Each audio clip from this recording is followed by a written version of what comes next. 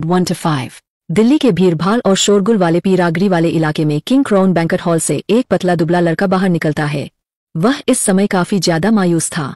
उस लड़के के चेहरे को देखकर ऐसा लग रहा था जैसे उसे अभी अभी एक गहरा धक्का लगा हो। उस लड़के के एक हाथ में सैमसंग का कीपैड वाला मोबाइल था। वह गुमसुम लड़का भीड़ वाले इलाके को पार करके एक खाली रोड पर चलने लग जाता है। उस लड़के को बिल्कुल भी नहीं पता था कि उसके आसपास क्या हो रहा है।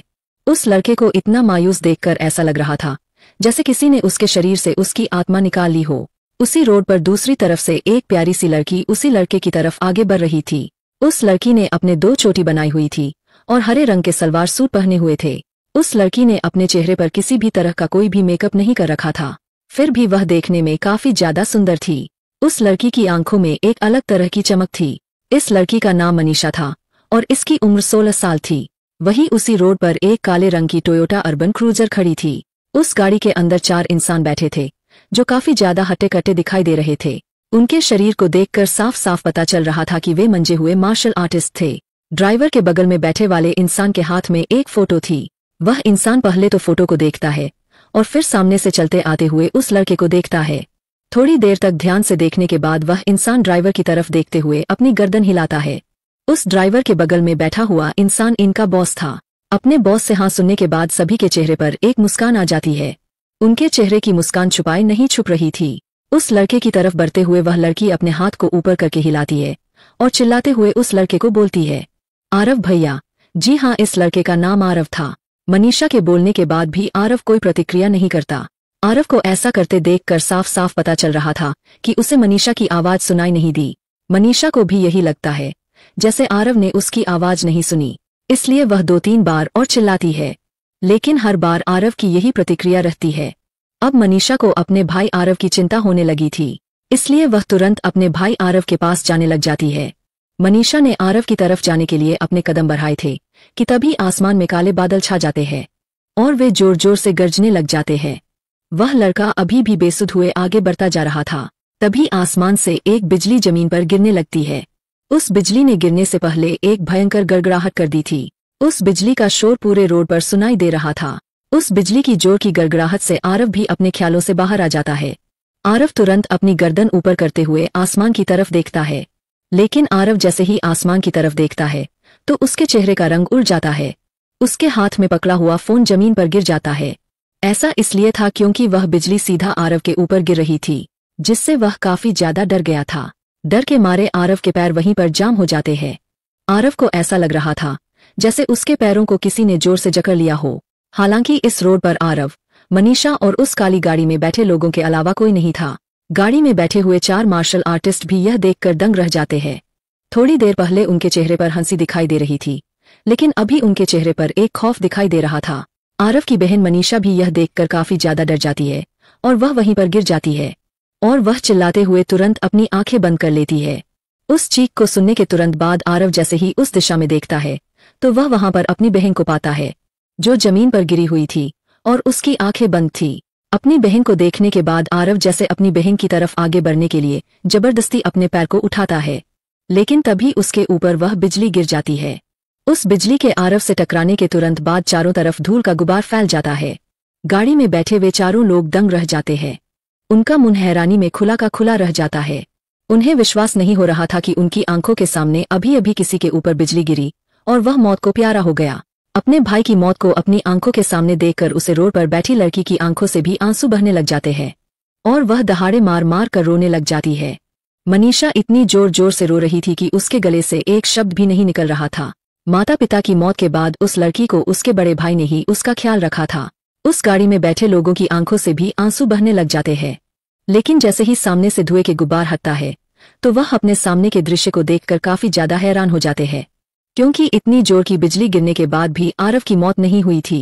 आरव अब जमीन पर गिरा हुआ था। उसके शरीर से पानी की तरह खून बह रहा था, लेकिन उसकी आंखें खुली थी और वह मुंह खोलकर गहरी गहरी सांसें ले रहा था। सामने के नजारे को देखकर उन्हें ऐसा लगा जैसे उन्होंने कोई चमत्कार देख लिया हो। मनीषा भी अपने भाई को जीवित देखकर काफी ज्यादा हैरान हो जाती है, लेकिन वह अपने मन को काबू करते हुए तुरंत खड़ी होती है और दौड़ते हुए अपने भाई के पास जाती है और अपने भाई के सिर को उठाकर अपनी गोद में रख लेती है और रोने लग जाती है और जोर जोर से चिल्लाते हुए लोगों से मदद मांगती है। यहाँ कोई है क्या? कृपया हमारी मदद करो, प्लीज मेरे भाई को कोई हॉस्पिटल ले चलो। गाड़ी में बैठे हुए लोग भी उस लड़की की चीखें सुनकर अपने ख्यालों से बाहर आते हैं और ड्राइवर तुरंत गाड़ी के गियर को डालते हुए आरव और मनीषा की तरफ गाड़ी दौड़ाने लग जाता है। मनीषा अपने भाई के बगल में पड़ा हुआ उसका फोन देखती है और वह तुरंत उसको उठा लेती है और तुरंत अपने भाई की बीवी को फोन कर देती है। रिंग जा रही थी, लेकिन सामने से कोई भी फोन को नहीं उठा रहा था। मनीषा 2-3 बार अपनी भाभी को कॉल मिलाती है, लेकिन सामने से कोई भी फोन नहीं उठाता, जिससे वह और ज्यादा घबराने लग जाती है। लेकिन तभी उसके बगल में एक काली रंग की टोयोटा अर्बन क्रूजर आकर रुकती है और उस गाड़ी में से तुरंत वे चारों मार्शल आर्टिस्ट उतरते हैं। ड्राइवर के बगल वाली खिड़की में से वही इंसान उतरता है जिसके हाथ में आरव की फोटो थी और वह तुरंत नीचे उतरकर आरव की तरफ हड़बड़ाते हुए आगे बढ़ने लग जाता है और आरव के पास जाकर तुरंत आरव के चेहरे को थपथपाते हुए कहता है, छोटे मास्टर उठिए। उस इंसान का नाम शक्ति था, लेकिन इस समय वह अपने नाम से बिल्कुल विपरीत व्यवहार कर रहा था। तभी पीछे खड़े वे दोनों इंसान आगे बढ़ते हैं और आरव के शरीर को उठाकर गाड़ी में रखने लग जाते हैं।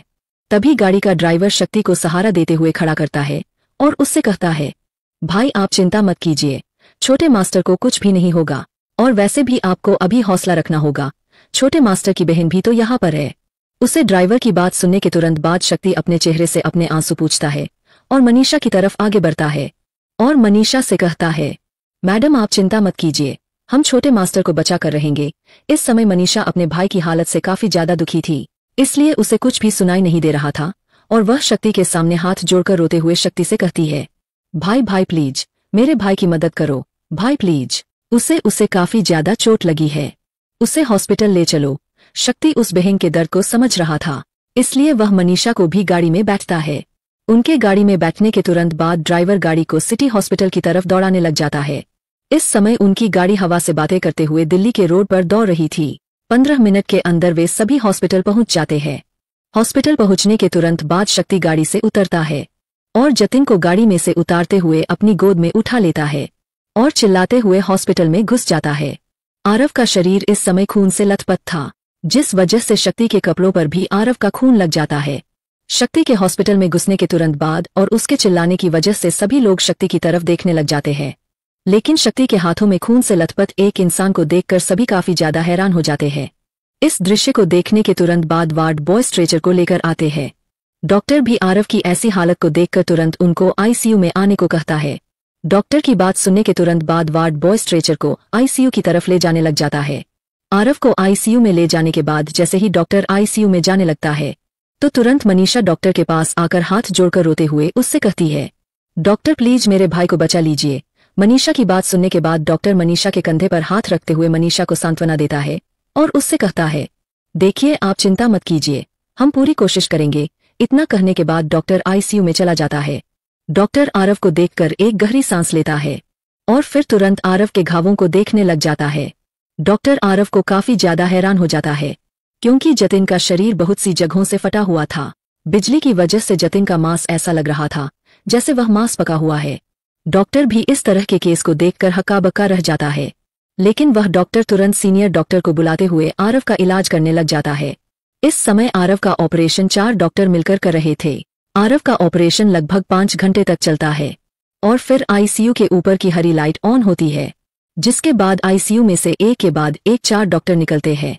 इतनी देर से इंतजार करने की वजह से शक्ति का माथा गर्म हो जाता है और वह गुस्से में एक डॉक्टर कॉल गिरेबान पकड़कर गुस्से में उस डॉक्टर से कहता है, देख डॉक्टर, कुछ भी करके मेरे छोटे मास्टर को ठीक कर, वरना उन्हें कुछ हो गया ना तो मैं तुझे जान से मार दूंगा।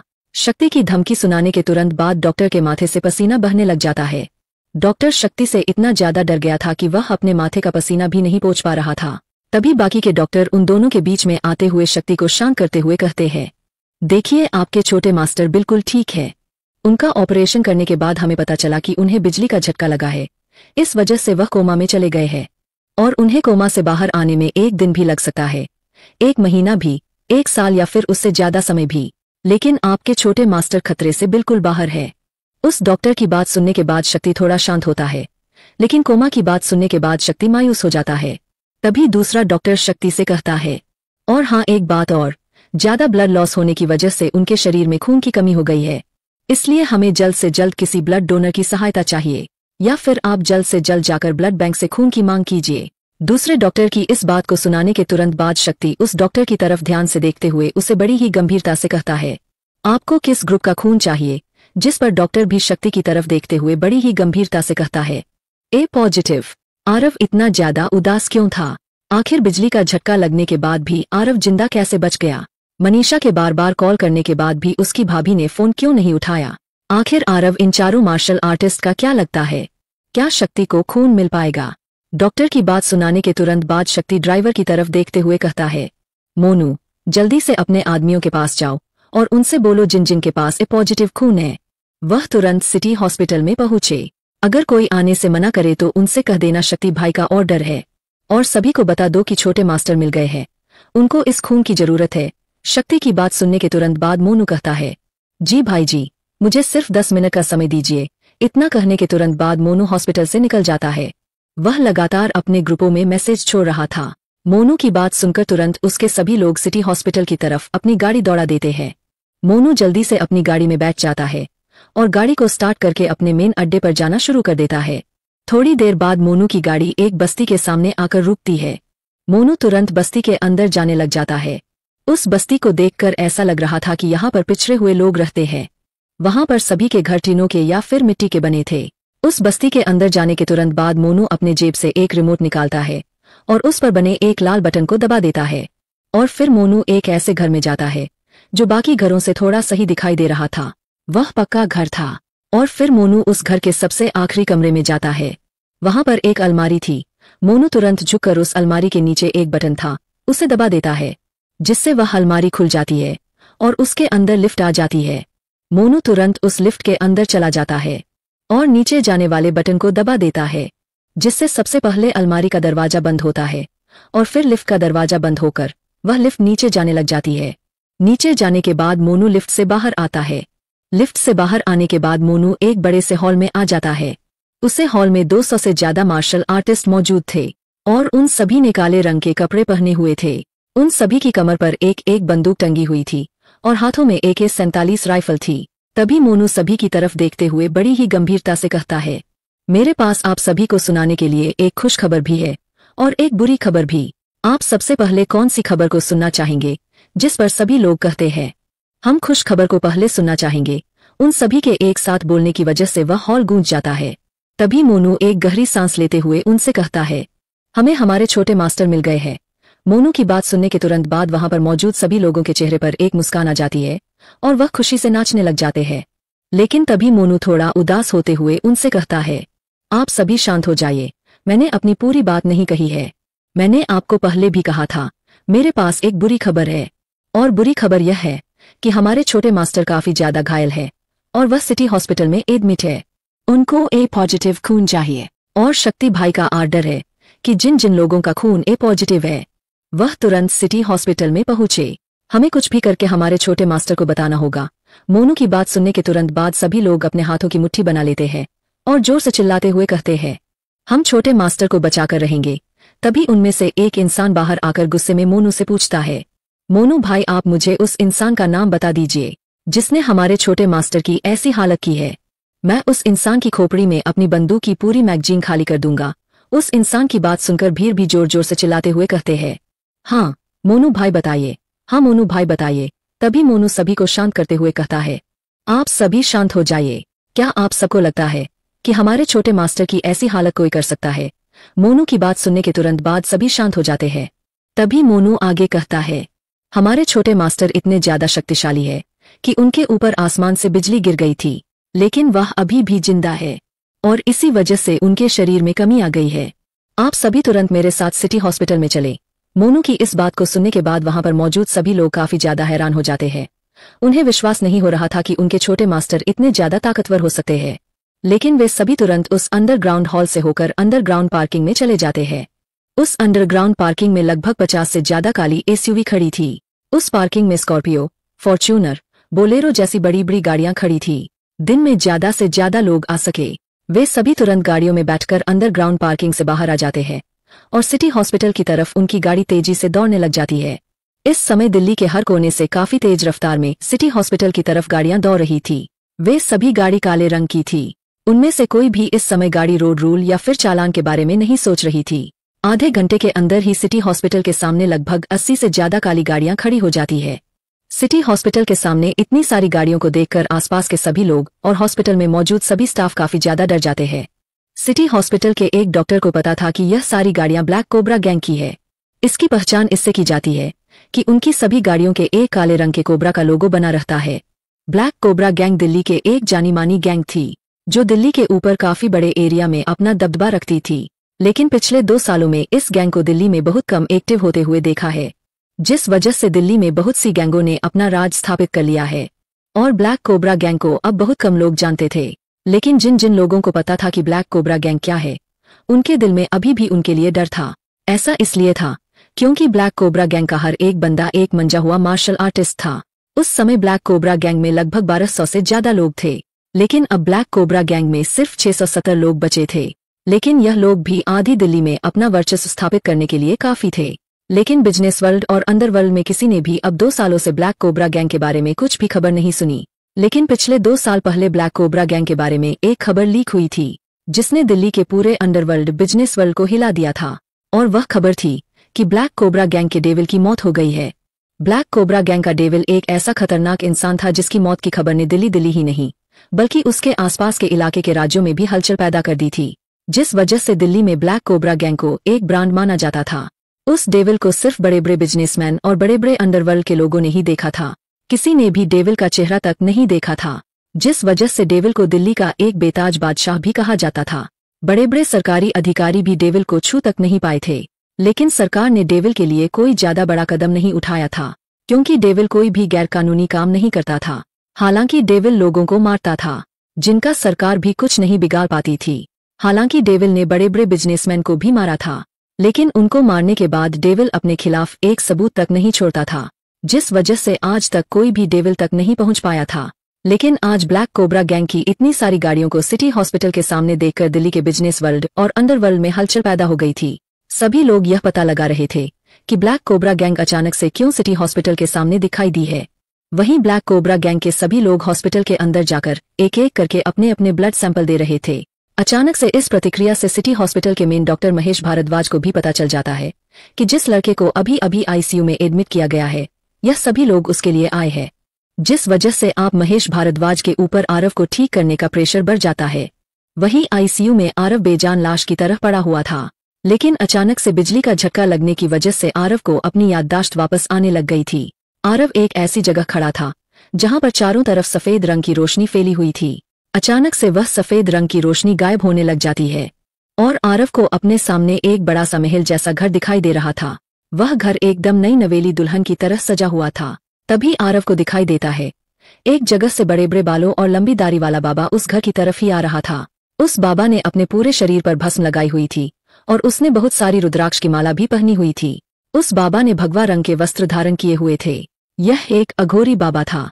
यह बाबा अपने आसपास की सकारात्मक और नकारात्मक ऊर्जा दोनों महसूस कर सकता था, लेकिन उस अघोरी बाबा को एक जगह से ऐसी ऊर्जा महसूस हो रही थी जो ना सकारात्मक थी और ना नकारात्मक। यह शून्यता की ऊर्जा थी। वह अघोरी बाबा उसी ऊर्जा का पीछा कर रहा थी। अचानक से वह अघोरी बाबा उसी घर के सामने आकर रुकता है जिस घर को दुल्हन की तरह सजाया हुआ था। उस अघोरी बाबा को उस घर से काफी ज्यादा सकारात्मक ऊर्जा महसूस हो रही थी और उसी घर से उसे शून्यता की ऊर्जा भी महसूस हो रही थी, लेकिन वह ऊर्जा बाकी सकारात्मक ऊर्जा से काफी ज्यादा तेज थी। तभी उस घर का गार्ड अघोरी बाबा के सामने आकर उनसे कहता है, बाबा जी आपको क्या चाहिए? जिस पर वह अघोरी बाबा कहता है, क्या मैं एक बार इस घर के अंदर जा सकता हूँ?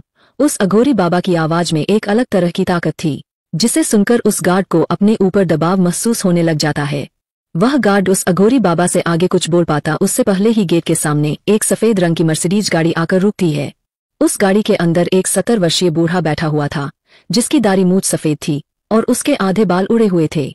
उस बुढ़े के चेहरे पर एक अजीब तरह का तेज था। उस बुढ़े को देखकर ऐसा लग रहा था जैसे वह बहुत ही ज्ञानी हो। इस समय भी वह बुढ़ा अपनी गाड़ी में बैठा हुआ गीता पढ़ रहा था, जिससे यह साफ साफ पता चल रहा था कि यह बूढ़ा अध्यात्म से जुड़ा हुआ है। लेकिन गाड़ी को अचानक से ब्रेक लगने की वजह से वह बूढ़ा अपनी नजरें उठाकर गाड़ी से बाहर देखता है, लेकिन वह जैसे ही गाड़ी से बाहर एक अघोरी बाबा को खड़ा देखता है तो वह तुरंत अपनी गाड़ी का दरवाजा खोलकर गाड़ी से नीचे उतर जाता है। इतना बुरा होने के बावजूद भी वह बुढ़ा हल्का सा भी झुका हुआ नहीं था। उस बुढ़े का शरीर पतला था लेकिन उसकी चाल में एक अजीब तरह का रोब था। वह बूढ़ा तुरंत उसे अघोरी बाबा के पास जाता है और नीचे झुककर उनके पैर छूते हुए हाथ जोड़ लेता है और उनसे कहता है, बाबा जी, आपको कोई परेशानी है तो मुझे बताइए, मुझसे जैसा हो सकेगा वैसे मैं अपनी तरफ से पूरी मदद करूंगा। उस बूढ़े के इतने नरम संभव को देखकर अघोरी बाबा के चेहरे पर मुस्कान आ जाती है और अघोरी बाबा मुस्कुराते हुए उस बूढ़े से कहते हैं, मुझे इस घर के अंदर जाना है।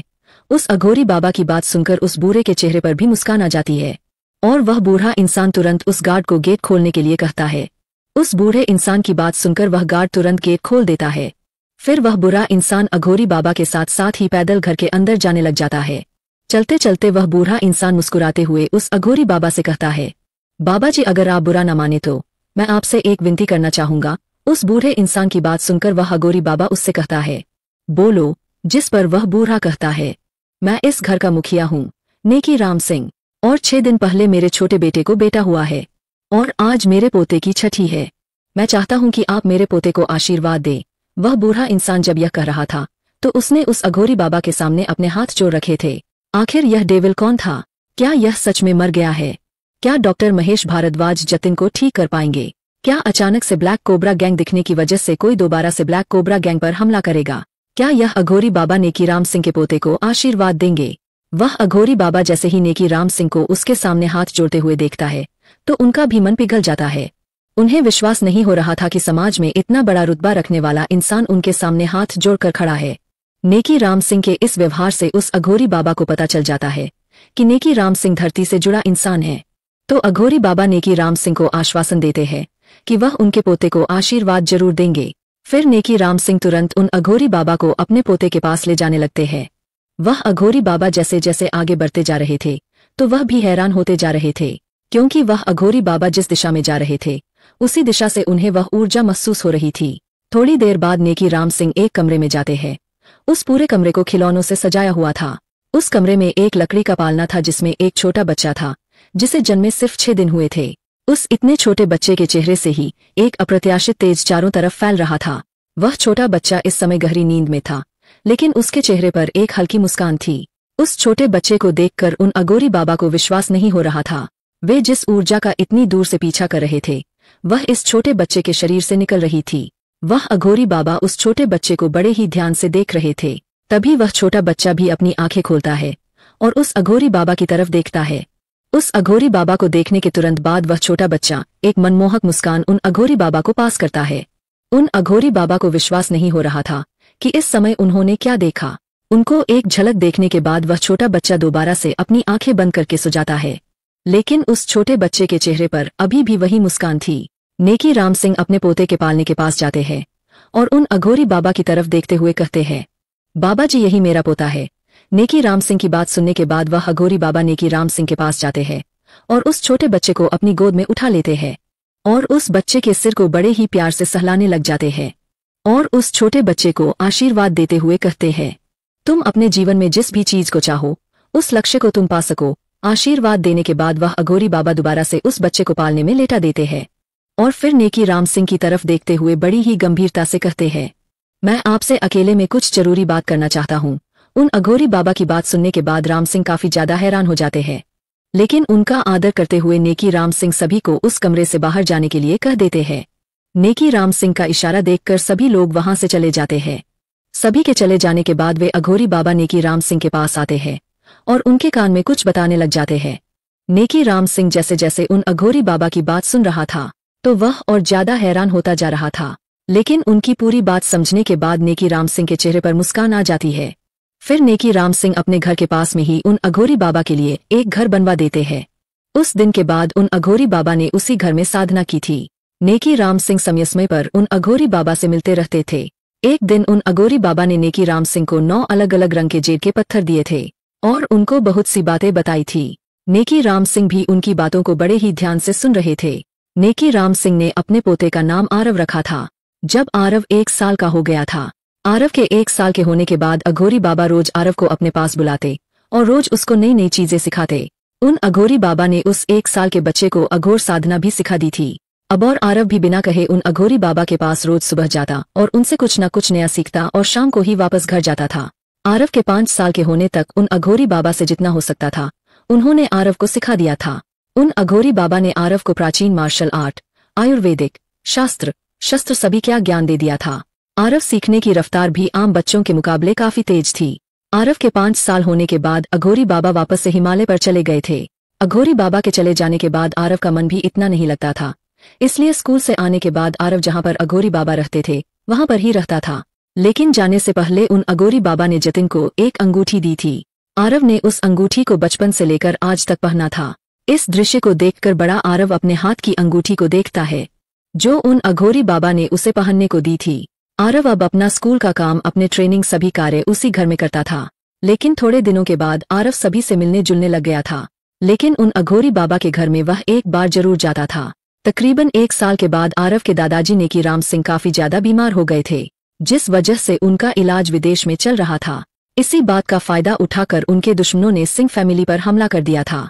इसकी खबर नेकी राम सिंह को भी लग गई थी। उन्हें पता चल गया था अगर उनका परिवार खत्म भी हो गया तो भी उनका एक न एक वारिस इस परिवार को दोबारा से खड़ा कर सकता है। उनको सबसे ज्यादा उम्मीद आरव से थी, इसलिए वह हेरिटेज पैलेस से अपनी सभी ताकतों को हटा देते हैं ताकि इस परिवार को दोबारा खड़ा करने के लिए वारिस के पास ताकत हो। लेकिन हेरिटेज पैलेस में उन्होंने अभी अभी अपनी आम ताकत को रखा था ताकि उनके परिवार को ज्यादा नुकसान न पहुंचे। लेकिन उनके दुश्मनों ने अनजानी खास ताकतों का इस्तेमाल किया था उनके परिवार को खत्म करने के लिए। हालांकि आरव उन खास ताकतों से मुकाबला करने में सक्षम था, लेकिन इतने सारे लोगों के होने की वजह से आरव भी कुछ नहीं कर पा रहा था और अपनी मम्मी के साथ घर के पीछे छिपा था। वहां पर 2 बंदूकधारी इंसान आ जाते हैं। उन बंदूकधारी इंसानों को देखकर आरव समझ जाता है कि यह उनके दुश्मन हैं। इसलिए आरव तुरंत अपनी आंखें बंद करके अपने गुरुजी के द्वारा सिखाई हुई मार्शल आर्ट को याद करता है और फिर एक कॉफी डेडली पोजीशन लेकर उन दोनों बंदूकधारियों के ऊपर हमला कर देता है। अचानक से हुए इस हमले की वजह से वे दोनों बंदूकधारी घायल हो जाते हैं। इन दोनों की आंखें हत्या के इरादे से भरी हुई थी, इसलिए जब उन्हें पता चला कि उनके ऊपर हमला करने वाला एक छोटा बच्चा है, जब भी उनकी आंखों में दया नहीं थी और वह आरव के ऊपर गोलियां चला देते हैं। गोलियों से बचने के लिए आरव तुरंत एक तरफ कूद जाता है, जिससे आरव उन गोलियों से बच जाता है। लेकिन वे गोलियां उसकी मां को अपना निशाना बना लेती है। अचानक से गोली लगने की वजह से आरव की मां जोर से चिल्ला देती है। अपनी मां की चीख सुनने के तुरंत बाद आरव जैसे ही अपनी मां को देखता है तो उसकी मां खून में लथपथ पड़ी थी। अपनी मां की ऐसी हालत को देखकर आरव की आंखों में मौत नाचने लग जाती है। इसलिए आरव अपनी परवाह किए बिना अंधाधुंध उन बंदूकधारियों के ऊपर हमला करने लग जाता है। लगातार 5 सालों तक प्राचीन मार्शल आर्ट प्रैक्टिस करने की वजह से आरव का पंच एकदम स्टील के जैसा हो गया था। आरव अपनी लात को एक बंदूकधारी की दोनों टांगों के बीच में खींचकर मार देता है, जिस वजह से वह बंदूकधारी दर्द में बिलबिलाने लग जाता है। उसके हाथ से उसकी बंदूक गिर जाती है और अपनी दोनों टांगों के बीच की जगह को पकड़कर वह बंदूकधारी जमीन पर गिर जाता है। इस समय गुस्से में आरव का चेहरा एकदम लाल हो गया था, इसलिए आरव तुरंत उस बंदूकधारी की बंदूक को उठाता है और उसी बंदूकधारी की खोपड़ी में उसकी बंदूक से गोली मार देता है। अपने साथी को एक बच्चे के हाथों मरता देखकर दूसरा बंदूकधारी आरव की तरफ बंदूक उठाकर गोली मार देता है, जिससे उस बंदूकधारी की गोली आरव के कंधे में लग जाती है। अचानक से कंधे में गोली लगने की वजह से आरव के हाथ से बंदूक नीचे गिर जाती है। आरव को गोली मारने के बाद वह बंदूकधारी जोर जोर से हंसने लग जाता है। जब वह बंदूकधारी जोर जोर से हंस रहा था तब आरव चुपके से बंदूक को उठा लेता है। वह बंदूकधारी आसमान की तरफ देखकर जोर जोर से हंस रहा था। तभी वहां पर 3 बार गोली चलने की आवाज आती है और उस बंदूकधारी की मौके पर ही मौत हो जाती है। उस बंदूकधारी को मारने के तुरंत बाद आरव अपनी मां के पास जाता है और उसे उठाने लग जाता है। लेकिन आरव की मां को 4 गोलियां लगी थी, जिस वजह से वह इस समय आखिरी सांसें ले रही थी। लेकिन अब भी वह आरव की तरफ देखते हुए कहती है, बेटा मुझे पता है मैं अब तेरे साथ ज्यादा देर तक नहीं रह सकती, लेकिन मैं तुझसे एक वादा चाहती हूँ।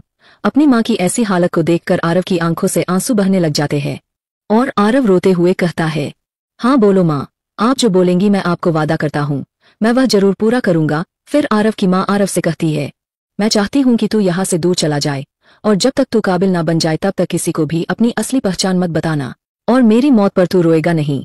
अपनी मां की इन बातों को सुनाने के तुरंत बाद आरव अपनी मां से चिपकर रोने लग जाता है। लेकिन तभी उसे अपने गुरुजी की बात याद आती है, पुत्र हमें कभी भी अपने वचन को नहीं तोड़ना चाहिए। अगर तुम अपने वचन को तोड़ दोगे तो तुम्हारा इस पवित्र भूमि पर पैदा होने का कोई हक नहीं है। अपने गुरुजी की बात को याद करके आरव अपने मन को मजबूत करता है और फिर अपनी मां की तरफ देखते हुए कहता है, मां मैं आपको वचन देता हूँ, आपने जैसा कहा है वैसा ही होगा। इन शब्दों को कहने के बाद आरव अपनी आंखों से आंसू पोंछ लेता है और अपनी माँ से चिपट जाता है। इस हादसे की वजह से यह 6 साल का बच्चा अपनी अपनी उम्र से ज्यादा मैच्योर हो जाता है।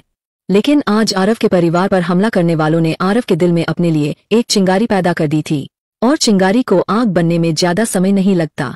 कुछ ही देर में आरव की माँ उसकी आंखों के सामने दम तोड़ देती है। इस बार आरव अपनी माँ को आखिरी बार देखता है और उसके चेहरे पर हाथ फिराने लग जाता है और फिर आरव हिम्मत करते हुए अपने जगह से खड़ा होता है और अपनी माँ के पैर छूकर पीछे के दरवाजे से हेरिटेज पैलेस से बाहर निकल जाता है। आरव के कपड़े उसकी माँ और उसके खून में नहाए हुए थे। आरव अपने कंधे को पकड़कर तुरंत वहां से भाग जाता है। इस समय रात का समय था और आसमान में काले बादल छाए हुए थे। आरव दौड़ते दौड़ते हेरिटेज पैलेस से काफी दूर आ गया था। तभी आरव को अपने से कुछ दूरी पर बहुत लोग दिखाई देते हैं।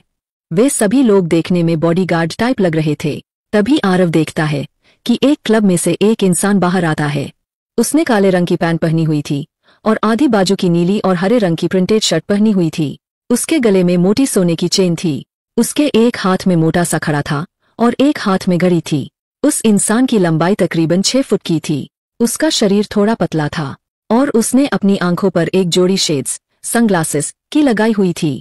तभी आरव को उस इंसान के छाती पर एक हल्का लाल बिंदु दिखाई देता है जो इधर उधर घूम रहा था। आरव ने अभी अभी देखा था यह लाल बिंदु स्नाइपर बंदूक के होते हैं। इतने सारे लोगों की मौत देखने के बाद आरव नहीं चाहता था कि वह अब किसी और की भी मौत देखें, लेकिन आरव का दिमाग उसे ऐसा करने में रोक रहा था। आखिर उस अघोरी बाबा ने आरव को कैसी अंगूठी दी थी? क्या इस हमले में आरव का पूरा परिवार खत्म हो गया था? आखिर कब आरव अपनी असली पहचान उजागर करेगा? क्या आरव उस इंसान को बचाएगा? आरव अभी यही सोच रहा था, क्या उसे इस इंसान को बचाना चाहिए या नहीं। लेकिन तभी आरव देखता है कि वह लाल बिंदु धीरे धीरे करके उस इंसान के दिल के पास जा रहा है, जिस वजह से आरव के दिल की धड़कन बढ़ जाती है और वह तुरंत उस इंसान को बचाने के लिए दौड़ पड़ता है।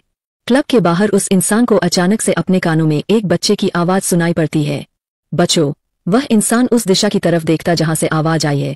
उससे पहले ही उसको अपने आप पर एक जोरदार धक्का महसूस होता है और तभी वह स्नाइपर ट्रिगर दबा देता है और सभी को एक जोरदार बंदूक चलने की आवाज सुनाई देती है।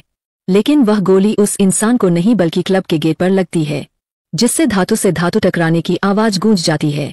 उस आवाज को सुनाने के तुरंत बाद उस इंसान के साथी तुरंत उस दिशा की तरफ देख सकते हैं जहां से गोली चलने की आवाज आई थी। वहां पर उन्हें एक छिपा हुआ इंसान दिखाई देता है जिसके हाथ में लंबी नाली वाली स्नाइपर बंदूक थी। फिर उस इंसान के साथी उस दिशा की तरफ अंधाधुंध गोली चलाने लग जाते हैं। अंधाधुंध गोली चलाने की वजह से सुनसान रात में अचानक गोलियों की आवाज गूंज जाती है और उस स्नाइपर बंदूक पकड़े इंसान की मौके पर ही मौत हो जाती है। फिर वह इंसान उठकर उसने बच्चे की तरफ देखता है जिस बच्चे ने उसे बचाया था। उस बच्चे को देखकर वह इंसान काफी ज्यादा हैरान हो जाता है, लेकिन उस इंसान की आंखों में दया साफ साफ दिखाई दे रही थी। ऐसा इसलिए था क्योंकि उस इंसान ने कभी भी किसी भी बच्चे को ऐसी हालत में नहीं देखा था। हालांकि वह इंसान को देख जाना माना गैंगस्टर था, लेकिन उस इंसान ने कभी भी किसी बच्चे या महिला को दर्द नहीं पहुंचाया था और उसके सामने खड़ा बच्चा पूरा खून में लथपथ था और वह बच्चा आप अपने एक कंधे को पकड़े हुए था जिसमें उसे गोली लगी थी। इंसान तुरंत उस बच्चे से पूछता है, बच्चे तुम्हारा नाम क्या है? मेरा नाम आरव है। वह बच्चा बड़ी ही मीठी मीठी लेकिन दर्द भरी आवाज में बोलता है। उस इंसान को धक्का मारने की वजह से आरव को हल्का हल्का चक्कर आने लग जाता है और वह बेहोश होकर तुरंत उस इंसान की गोद में गिर जाता है। आरव को बेहोश होता देखकर वह इंसान जोर से अपने साथियों से कहता है, गाड़ी को जल्द से जल्द सिटी हॉस्पिटल की तरफ ले चलो। इतना कहने के तुरंत बाद वह इंसान आरव को अपनी गोद में उठाकर गाड़ी में बैठ जाता है। 15 मिनट के अंदर वे हॉस्पिटल पहुंच जाते हैं। हॉस्पिटल पहुंचने के बाद वह इंसान सारी फॉर्मेलिटी पूरी करके एक डॉक्टर को धमकी देता है आरव को ठीक करने की। उस इंसान ने जिस डॉक्टर को धमकी दी थी वह डॉक्टर महेश भारद्वाज था। महेश भारद्वाज सिटी हॉस्पिटल में अभी नया ही डॉक्टर बना था। उस इंसान की धमकी को सुनने के बाद पूरा सिटी हॉस्पिटल उस बच्चे को ठीक करने में अपनी पूरी जी जान लगा देता है। 1 हफ्ते के बाद आरव को होश आ जाता है। आरव के होश में आने के बाद महेश भारद्वाज तुरंत उस इंसान के पास जाता है और उसे बताता है कि आरव को होश आ गया है। महेश भारद्वाज की बात सुनने के बाद वह इंसान तुरंत आरव के पास जाता है और उससे पूछता है, बच्चे क्या तुम ठीक हो? जिस पर आरव अपनी गर्दन हिलाते हुए कहता है, हाँ। फिर वह इंसान कहता है, क्या तुम्हें तुम्हारे घर वालों के बारे में पता है? मैं उन्हें इन्फॉर्म कर देता हूँ, वे हॉस्पिटल में आ जाएंगे। उस इंसान की बात सुनने के बाद आरव चुप हो जाता है और कुछ सोचने लग जाता है। थोड़ी देर तक सोचने के बाद आरव उस इंसान से कहता है, आपका नाम क्या है? जिस पर वह इंसान कहता है, मेरा नाम बलदेव कुमार है। फिर आरव आगे कहता है, मेरे परिवार को मार दिया गया है, अब मैं अकेला हूँ, क्या आप मुझे अपने साथ रखेंगे? आरव की इन बातों को सुनकर बलदेव कुमार का दिल पसीज जाता है और वह तुरंत कहते हैं, ठीक है, आज से तुम मेरे साथ रहोगे। इतना कहने के बाद बलदेव कुमार आरव को डिस्चार्ज करवा लेता है और आरव को अपने साथ रखता है। आरव की दिलचस्पी भी हथियार चलाने और मार्शल आर्ट सीखने में काफी ज्यादा थी, इसीलिए आरव एक दिन बलदेव से कहता है, अंकल क्या आप मुझे भी यह सब सिखाएंगे? जिस पर बलदेव कुमार आरव से कहता है, क्या तुम्हें भी यह सब सीखना है? जिस पर आरव अपनी गर्दन हिला देता है। फिर बलदेव कुमार आरव को भी मार्शल आर्ट सिखाने लग जाता है। आरव की सीखने की रफ्तार सभी लोगों से काफी तेज थी। आरव जब तक 16 साल का हुआ तब तक वह काफी ट्रेंड और सबसे ताकतवर मार्शल आर्टिस्ट बन गया था। आरव में 12 साल के होने के बाद आरव ने बलदेव के काफी मशीनों में उसका साथ दिया था, जिस वजह से आरव ने पूरी दिल्ली में अपने नाम का एक अलग तरह का डर पैदा कर दिया था। आरव ने अपने गुरु अघोरी बाबा से सीखी हुई और बलदेव कुमार से सीखी हुई दोनों मार्शल आर्ट को आपस में मिला दिया था और आरव रात में अपने गुरु अघोरी बाबा से सीखी हुई मार्शल आर्ट और तकनीकों का अभ्यास करता था, जिससे आरव बंदूक की गोलियों से काफी आसानी से बचने लग गया था। आरव की रफ्तार इतनी ज्यादा तेज हो गई थी कि वह स्नाइपर बंदूकों से भी बच जाता था, लेकिन आरव इतना परफेक्ट नहीं हुआ था कि स्नाइपर की हर गोली से बच सके, इसलिए उसे बहुत से मशीनों में गोली भी लगी थी। लेकिन आरव आगे बढ़ता रहा और उसका नाम दिल्ली के अंडरवर्ल्ड में गूंज गया था। हालांकि दिल्ली के बाहर भी बहुत से इलाकों में इसका डर पैदा हो गया था। आरव ने अंडरवर्ल्ड की दुनिया में अपना नाम डेविल रखा था। पूरे अंडरवर्ल्ड और पूरे बिजनेस वर्ल्ड में किसी ने भी डेविल को अपनी आंखों से नहीं देखा था। ऐसे बहुत कम लोग थे जिन्होंने डेविल को देखा था। आरव को देखने के बाद उन्हें विश्वास नहीं हो रहा था, इतनी कम उम्र का लड़का डेविल है। लेकिन उन सब ने आरव की ताकत का लोहा मान लिया था। जब आरव 15 साल की उम्र में पहुंचा, जब दिल्ली का पूरा अंडरवर्ल्ड और बिजनेस वर्ल्ड सिर्फ एक नाम से चलता था और वह नाम था डेविल। सिर्फ इस एक नाम ने ब्लैक कोबरा गैंग को दिल्ली की सबसे ताकतवर गैंग बना दिया था। लेकिन 16 साल की उम्र के होने के बाद किसी ने ब्लैक कोबरा गैंग पर पीछे से हमला कर दिया, जिस वजह से ब्लैक कोबरा गैंग के बहुत से लोग घायल हो गए थे और बहुत से तो मारे भी गए थे। इसी लड़ाई के दौरान आरव को बहुत ज्यादा गहरी चोटें आई थी। इन चोटों का असर आरव के दिमाग पर पड़ा था, जिससे आरव अपनी याददाश्त भूल गया था। लेकिन घूमते घूमते आरव गरीब लोगों की कॉलोनी में पहुंच जाता है। उस कॉलोनी में एक परिवार आरव को अपने साथ रहने की जगह देता है। उन दोनों पति पत्नी की सिर्फ एक लड़की थी, उनके पास कोई भी लड़का नहीं था, इसलिए आरव उन दोनों के साथ रहने लग गया और उन दोनों को ही अपने माता पिता समझने लग गया था। लेकिन उन दोनों ने भी आरव के साथ किसी भी तरह का भेदभाव नहीं किया था, बल्कि उन्होंने अपनी हैसियत से ज्यादा आरव के लिए किया था। आरव के पिता एक कंपनी में वर्कर का काम करते थे। आरव ने उस समय अपनी 12वीं पास की थी और उसके घर में काफी तंगी आई हुई थी। 12वीं करने के बाद आरव ने एक मॉल में नौकरी करनी शुरू कर दी थी। एक दिन छुट्टी करने की वजह से मॉल में से उसे निकाल दिया जाता है, जिसके बाद आरव ने कई कपड़ों की दुकानों में काम करना शुरू कर दिया था। हर बार उसकी गलती निकालकर उसे काम से निकाल दिया जाता था। एक दिन कपूर इंडस्ट्रीज के मालिक की नजर आरव पर पड़ी। कपूर इंडस्ट्रीज का मालिक धीरज कपूर था। उन्होंने आरव को डेविल के रूप में देखा था, जिस वजह से भी आरव को देखकर काफी ज्यादा डर जाते हैं। फिर वे आरव की फोटो खींचकर अपने असिस्टेंट को उसकी जानकारी निकालने के लिए कहते हैं। उसका असिस्टेंट आरव की सारी जानकारी निकालकर धीरज कपूर को दे देता है। लेकिन उस असिस्टेंट के पास आरव की याददाश्त जाने के बाद की जानकारी थी। लेकिन धीरज कपूर को पूरा यकीन था कि यह लड़का ही डेविल है। जिसके बाद धीरज कपूर अपने तीसरे बेटे संजीव कपूर की बेटी की शादी आरव से करा देते हैं। लेकिन कपूर खानदान में कोई भी धीरज कपूर के अलावा आरव को अपना दामाद नहीं मानता था। यहाँ तक कि उनकी पोती यानी आरव की पत्नी स्नेहा कपूर भी आरव को अपना पति नहीं मानती थी। कपूर खानदान में सभी लोग धीरज कपूर से पूछते रहते थे कि उन्होंने आरव को अपना दामाद क्यों बनाया, लेकिन धीरज कपूर ने किसी से भी कुछ भी नहीं बताया और 1.5 साल के बाद उनकी मृत्यु हो गई। जब आरव की शादी हुई थी तब आरव 20 साल का था। 19 साल की उम्र में आरव को गोद लिए हुए माता पिता की भी मौत हो जाती है, जिसके बाद आरव अपनी छोटी बहन मनीषा का खुद ख्याल रखता था। शादी होने के बाद आरव अपने ससुराल में घर जमाई बनकर रहता था। आरव कपूर खानदान में सभी के ताने सुनता था। आरव सभी के ताने इसलिए सुनता था ताकि उसकी बहन अच्छा जीवन बिता सके, क्योंकि उसकी बहन भी उसी के साथ रहती थी। जब तक धीरज कपूर जिंदा थे तब तक तो आरव को ज्यादा दिक्कत नहीं हुई थी। धीरज कपूर के डर से कोई भी आरव को उनके सामने कुछ नहीं कहता था, लेकिन पीछे से सभी लोग आरव की टांग खींचते थे। लेकिन धीरज कपूर के मरने के बाद किसी ने भी आरव को परेशान करने में कोई कमी नहीं छोड़ी थी। धीरज कपूर के मरने के 1 महीने बाद ही संजीव कपूर आरव को तलाक के पेपर दे देते हैं, लेकिन कोर्ट आरव और स्नेहा कपूर को 6 महीने तक एक साथ रहने के लिए कहता है। 6 महीने के बाद स्नेहा कपूर के ताऊजी भूपेंद्र कपूर की बेटी प्रियंका कपूर की शादी थी। शादी वाले दिन भी आरव अपने काम पर गया हुआ था। आरव की दुकान पर एक कस्टमर ने आरव पर चोरी का आरोप लगा दिया था। कस्टमर एक लड़की थी। वह दुकान के मालिक गणेश प्रसाद से कह रही थी, अंकल आपको विश्वास नहीं हो रहा है तो आप खुद देख लीजिए, इसने उस बैग के अंदर एक जीन्स की पेंट रखी है। वह लड़की यह कहते वक्त एक बैग की तरफ इशारा करती है। उस लड़की ने खुद ही उस बैग में एक पेंट रखी थी और वह आरव को फंसाना चाहती थी, क्योंकि यह लड़की आरव की क्लासमेट थी। आरव जब स्कूल में जाता था तो आरव की पर्सनैलिटी काफी अच्छी थी। इस वजह से इस लड़की ने आरव को प्रपोज किया था, लेकिन आरव ने इस लड़की को रिजेक्ट कर दिया था। इसलिए यह लड़की आरव से अब अपना बदला ले रही थी। इस लड़की का नाम छवि था। छवि की बात सुनने के बाद गणेश प्रसाद उस बैग के अंदर देखते हैं तो उसके अंदर सच में एक पेंट रखी हुई थी। फिर गणेश प्रसाद आरव को गुस्से में देखते हैं और उसे डांटने लग जाते हैं, ए लड़के तुझे जरा सी भी तमीज है कि नहीं? जिस इंसान ने तुझे काम दिया तू उसी इंसान के घर में चोरी कर रहा है। अगर अभी भी तेरे दिल में इंसानियत बची है तो निकल जा मेरी दुकान से, वरना मैं अभी पुलिस को बुलाता हूँ। आरव को डांट खाते देखकर छवि को काफी अच्छा लग रहा था। वही पुलिस की बात सुनकर आरव डर जाता है।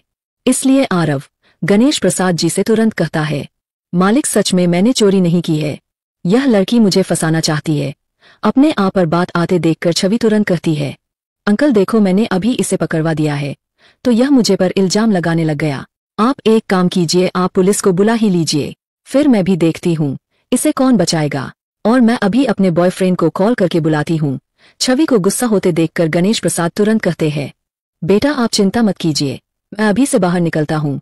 इतना कहकर गणेश प्रसाद तुरंत आरव की तरफ गुस्से भरी नजरों से देखते हैं और चिल्लाते हुए आरव से कहते हैं, ए हमरा दिमाग खराब मत कर, निकल जा हमारी दुकान से। गणेश प्रसाद की इस बात को सुनने के बाद आरव की गर्दन नीचे झुक जाती है और आरव अब गणेश प्रसाद के पास जाकर कहता है, ठीक है मैं चला जाऊंगा, लेकिन मेरी तनख्वाह। जिस पर गणेश प्रसाद आरव से कहते हैं, पहले तो चोरी करता है और फिर बाद में तनख्वाह भी मांगता है। इतना कहकर गणेश प्रसाद गल्ला खोलते हैं और उसमें से 2000 रुपये निकालकर और उनको देते हैं और चिल्लाते हुए कहते हैं, अब निकल यहाँ से। आरव भी 2000 रुपये को लेकर वहां से चला जाता है। आखिर आरव की याददाश्त कब वापस आएगी? क्या याददाश्त वापस आने के बाद आरव कपूर खानदान से बदला लेगा? आखिर आरव साथ अब आगे क्या होने वाला है? आरव भी 2000 रुपये को लेकर वहां से चला जाता है। दुकान से निकलने के बाद आरव के फोन पर एक कॉल आता है और अब जैसे ही कॉल उठाता है तो दूसरी तरफ से काफी तेज कानों में चुभने वाली आवाज सुनाई देती है, आखिर कहाँ हो तुम? क्या आज भी लेट आने का इरादा है?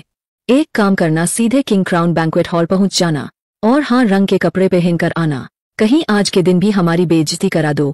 आरव अपनी मायूस आवाज में कहता है, ठीक है। यह आवाज आरव की सासू माँ मीना कपूर की थी। फिर आरव अपनी शर्ट को दबाकर ऑटो लेकर किंग क्राउन बैंक्वेट हॉल पहुंच जाता है।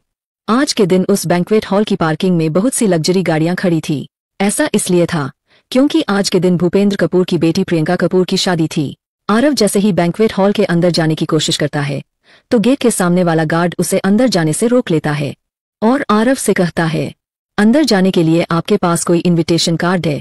जिस पर आरव कहता है, मुझे कार्ड की जरूरत नहीं है, मैं कपूर खानदान का दामाद हूँ। आरव की इन बातों को सुनकर गार्ड को हंसी आ जाती है और आरव से कहता है, अगर तुम कपूर खानदान के दामाद हो तो मैं भूपेंद्र कपूर हूँ, पता नहीं कहाँ से आ जाते हैं। उस गार्ड ने इतना कहा ही था कि तभी पीछे से एक BMW 2ND सीरीज 220i गाड़ी आकर रुकती है। उस गाड़ी के अंदर से एक हैंडसम सा नौजवान लड़का उतरता है। उस नौजवान लड़के ने काफी अच्छा और महंगा सूट पहना हुआ था। वह लड़का भूपेंद्र कपूर का बेटा आयुष कपूर था। आयुष कपूर तुरंत गार्ड के पास जाता है और उससे पूछता है, क्या हुआ? आयुष इस समय आरव को बिल्कुल नजरअंदाज कर देता है। आयुष की बात सुनकर वह गार्ड आयुष से बड़ी विनम्रता से कहता है, आयुष सर देखिए ना, यह लड़का अपने आप को कपूर खानदान का दामाद बता रहा है। अपने आप को सर कहे जाने पर आयुष काफी अच्छा महसूस करता है और उसके चेहरे पर एक लंबी मुस्कान आ जाती है और फिर वह मुड़ते हुए आरव की तरफ देखता है और फिर आरव से कहता है, ओह अच्छा तो यह तुम थे, मैं भी सोचो पता नहीं कौन भिखारी खड़ा है, कम से कम आज के दिन तो कुछ अच्छे कपड़े पहन लेते ताकि तुम कपूर खानदान के दामाद लग सको। आ जाता है। अपना गटर जैसा मुंह उठाकर इतना कहकर आयुष गार्ड की तरफ देखता है और उससे कहता है, हाँ भाई, यह तो हमारे घर का ही दामाद, लेकिन ज्यादा देर तक नहीं रहेगा, इसे अंदर जाने दो। इतना कहकर आयुष मंद मंद मुस्काने लग जाता है और अंदर चला जाता है। वही आयुष की बात आरव को कुछ समझ नहीं आई थी। अब वह गार्ड भी आरव को अंदर जाने से नहीं रोकता। अंदर जाने के बाद आरव देखता है कि यह बैंक्वेट हॉल काफी अच्छा है। आरव उस हॉल की खूबसूरती को निहार ही रहा था कि तभी उसे एक आवाज सुनाई देती है। यह आवाज एक लड़की की थी। कहाँ रह गए थे? उस आवाज को सुनने के बाद आरव जैसे ही देखता है तो उससे कुछ दूरी पर एक पिंक कलर का गाउन पहने एक लड़की खड़ी थी, जो काफी ज्यादा सुंदर दिखाई दे रही थी। वह लड़की देखने में ऐसी लग रही थी जैसे संगमरमर की कोई मूरत हो। वह लड़की आरव की पत्नी स्नेहा कपूर थी। उस लड़की के बगल में मध्यम उम्र का एक इंसान और एक औरत खड़ी थी। यह आरव की सासू माँ और ससुर जी थे। तभी स्नेहा कपूर आरव को एक हाथ से पकड़कर एक कोने में लेकर जाती है। आरव भी चुपचाप स्नेहा कपूर के पीछे चलने लग जाता है। एक कोने में ले जाकर स्नेहा कपूर आरव के हाथों में कुछ पेपर्स देती है और धीरे से उसके कान में कहती है, जल्दी से इन पेपर्स पर साइन करो और खाना खाकर यहाँ से चलते बनो, और किसी को भी यह बताने की जरूरत नहीं है कि तुम कपूर खानदान के दामाद हो। स्नेहा कपूर की इन बातों को सुनकर आरव स्नेहा कपूर को हैरानी में देखता रहता है और फिर धीरे से स्नेहा कपूर से पूछता है, यह क्या है? जिस पर स्नेहा कपूर अपने दांत पीसते हुए कहती है, यह हमारे तलाक के पेपर है और अब मैं नहीं चाहती कि तुम और मैं अब पति पत्नी रहे, इसलिए जल्दी से इन पेपर्स पर साइन करो। स्नेहा कपूर की बात खत्म होने के तुरंत बाद स्नेहा कपूर की मां मीना कपूर आरव से कहती है, जल्दी से इन पेपर्स पर साइन करो और हमारी बेटी को यह न मानने वाले रिश्ते से आजाद करो। फिर संजीव कपूर भी आरव से कहते हैं, जैसा मेरी बेटी कह रही है वैसा करो, वरना हमारे पास दूसरे भी तरीके हैं साइन करवाने के। इन सभी के दबाव में आकर आरव पेपर्स पर साइन कर देता है और अब आरव को समझ में आ रहा था कि आयुष कपूर क्या कहना चाहता था। पेपर्स पर साइन होने के बाद तीनों के चेहरे पर एक मुस्कान आ जाती है, जिसके बाद स्नेहा कपूर मुस्कुराते हुए आरव से कहती है, शुक्रिया पेपर्स पर साइन करने के लिए, और हाँ, खाना खाकर जाना। स्नेहा कपूर के इन शब्दों को सुनकर आरव को ऐसा लग रहा था जैसे किसी ने उसके दिल पर तीर से वार कर दिया हो। औरों का चेहरा उतर जाता है और वह पूरी तरह से मायूस हो जाता है। थोड़ी देर के बाद आरव अपनी गर्दन उठाकर देखता है तो स्नेहा किसी और लड़के के साथ हंस हंस कर बातें कर रही है। उस लड़के ने काफी महंगे कपड़े पहने हुए थे, जिससे साफ साफ पता चल रहा था कि वह भी किसी अमीर खानदान का लड़का है। इस दृश्य को देखकर आरव और ज्यादा उदास हो जाता है और बिना खाना खाए वहां से निकल जाता है। आरव को वहां से जाते हुए देखकर स्नेहा कपूर देख रही थी, लेकिन उसको आरव पर जरा सी भी दया नहीं आ रही थी। इस दृश्य के खत्म होने के तुरंत बाद आरव को अपने दिमाग में काफी तेज दर्द महसूस होता है। यह दर्द आरव को नहीं बल्कि इस दृश्य को देखते हुए आरव को हो रहा था और वह अगले ही पल अपने आप को हॉस्पिटल में पाता है। हॉस्पिटल में आने के तुरंत बाद आरव जैसे ही अपनी आंखें खोलने की कोशिश करता है तो उसे अपनी आंखों में काफी तेज दर्द महसूस होने लग जाता है, जिस वजह से आरव बेहोशी में ही चिल्लाने लग जाता है। अपने भाई को अचानक से ऐसे चिल्लाते देखकर मनीषा तुरंत डॉक्टरों को बुलाकर लाती है। आरव को ऐसे चिल्लाते देखकर शक्ति भी काफी डर जाता है। डॉक्टर तुरंत आकर उन दोनों को कमरे से बाहर करते हैं और आरव को देखने लग जाते हैं, लेकिन उन्हें कुछ भी समझ में नहीं आता। लगभग आधे घंटे तक आरव ऐसे ही चिल्लाता रहता है। आरव जब चुप हो जाता है तो डॉक्टर भी कमरे से बाहर निकल जाते हैं। तभी मनीषा और शक्ति दोनों डॉक्टर से पूछते हैं, भाई अब कैसे है? छोटे मास्टर कैसे है? जिस पर डॉक्टर उनसे कहता है, देखिए हम अपनी पूरी कोशिश कर रहे हैं, हमें जैसे ही कुछ पता चलेगा तो हम आपको बता देंगे। इतना कहकर डॉक्टर वहां से चले जाते हैं। इतना कहकर डॉक्टर तुरंत सिटी हॉस्पिटल के मैन डॉक्टर के ऑफिस में जाता है। मैन डॉक्टर के ऑफिस में एक मध्यम उम्र का इंसान बैठा हुआ था, जिसने डॉक्टरों वाला कोट पहना था। वह सिटी हॉस्पिटल के मेन डॉक्टर महेश भारद्वाज थे। महेश भारद्वाज उस डॉक्टर से पूछते हैं, मरीज की हालत कैसी है? जिस पर वह डॉक्टर महेश भारद्वाज से कहता है, सर आप उसके केस को रीड कर सकते हैं, मैंने आज तक कभी भी इस तरह का केस नहीं देखा। वैसे सर आप बता क्यों नहीं रहे हैं कि वह इंसान कौन है जिसके लिए आप इतने परेशान हैं? उस डॉक्टर की इस बात को सुनने के बाद महेश भारद्वाज आरव के केस की फाइल खोलकर पढ़ने लग जाते हैं और महेश भारद्वाज डॉक्टर की तरफ बिना देखे उससे कहते हैं, तुम यहाँ से जा सकते हो। डॉक्टर भी समझ जाता है कि महेश भारद्वाज इस केस के बारे में आगे उससे कोई बात नहीं करना चाहते, इसलिए वह चुपचाप वहां से चला जाता है। उस डॉक्टर के जाने के बाद महेश भारद्वाज अपने आप से ही कहते हैं, मुझे ऐसा क्यों लग रहा है कि यह लड़का वही लड़का है जिसको मैंने 16 साल पहले ठीक किया था।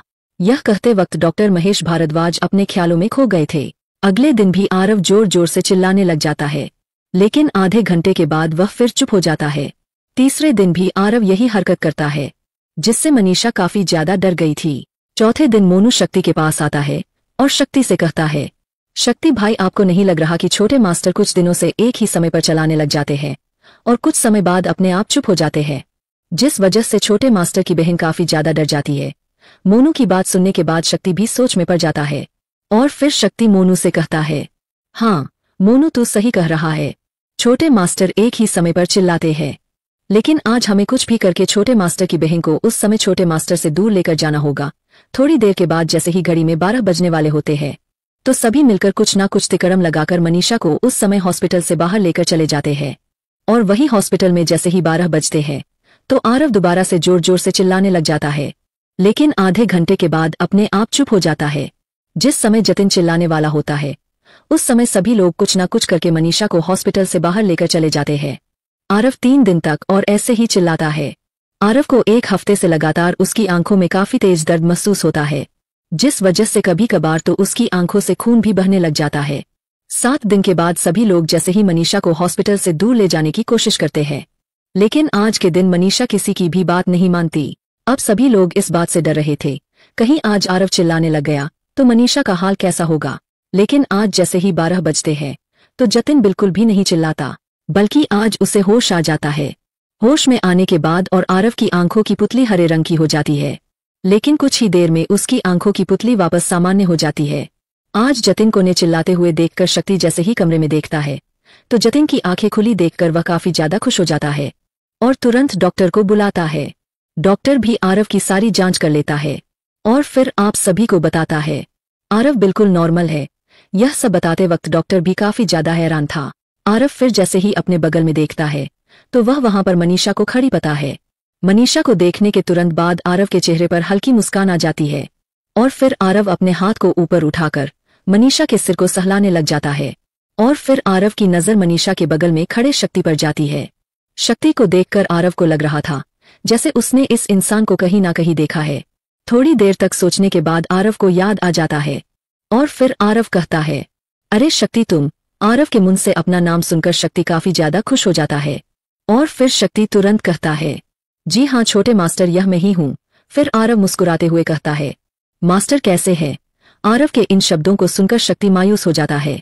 शक्ति को मायूस होता देखकर आरव समझ जाता है कि कुछ ना कुछ गड़बड़ है, इसलिए आरव तुरंत डॉक्टर की तरफ देखते हुए उससे पूछता है, क्या अब मैं यहाँ से जा सकता हूँ। जिस पर वह डॉक्टर तुरंत कहता है, जी हाँ सर, मैं अभी डिस्चार्ज की प्रक्रिया पूरी करता हूँ। डिस्चार्ज की प्रक्रिया पूरी करने के बाद आरव शक्ति के साथ अपने मास्टर यानी बलदेव कुमार के विला की तरफ चल पड़ता है। जब तक डिस्चार्ज की प्रक्रिया हो रही थी तब तक आरव ने मनीषा को सब बता दिया था। हालांकि आरव ने मनीषा को सारी सच्चाई नहीं बताई थी, उसने सिर्फ इतना बताया था कि उसका भाई कोई आम इंसान नहीं है। आरव ने मनीषा को यह भी बता दिया था उसका और स्नेहा कपूर का तलाक हो गया है। वहां से जाने से पहले आरव मनीषा को कहता है, कपूर मैशन जाकर अपना सारा सामान पैक कर लो, मैं थोड़ी देर में आ रहा हूँ। आरव की बात सुनकर मनीषा कपूर मैशन की तरफ चली जाती है। वहीं आरव भी शक्ति के साथ गाड़ी में बैठकर अपने मास्टर के विला की तरफ चल पड़ता है। रास्ते में आरव शक्ति से पूछता है, शक्ति यह तो बताओ मेरे जाने के बाद गैंग की क्या हालत रही। आरव की बात सुनने के बाद शक्ति एक गहरी सांस लेता है और आरव को बताने लगता है, छोटी मास्टर, आपके जाने के बाद हमने 2 साल तक तो गैंग को अच्छे से चलाया, लेकिन 2 साल के बाद हमारे ऊपर दोबारा से हमला हो गया। उस हमले में बड़े मास्टर काफी ज्यादा घायल हो गई थी और अब 2 सालों में हम अंडरवर्ल्ड में छुपकर काम कर रहे हैं। हालांकि अब भी हमारी गैंग से कोई पंगा नहीं लेना चाहता, लेकिन हमारी गैंग अब निर्मली औरों की गैंग की तरह बाहर नहीं दिख रही है। अब दिल्ली में बहुत सी गैंग हो गई है। अगर टोटल मिलाकर कहूँ तो दिल्ली में अब 8 नई गैंग है। एक गैंग तो हमारे समय की ही है, उनकी और हमारी तो कभी ही नहीं बनी। पहली बार जब हम पर हमला हुआ था तो उसी गैंग का हाथ था और दूसरी बार भी वह गैंग हमारी पूरी गैंग को खत्म कर पूरी दिल्ली पर राज करना चाहती थी। शक्ति की बात सुनकर आरव सोचते हुए कहता है, क्या तुम बुल गैंग की बात कर रहे हो। जिस पर शक्ति कहता है, हाँ छोटी मास्टर। शक्ति की हाँ सुनने के बाद आरव कहता है, अब तो इस बुल गैंग को बताना ही पड़ेगा।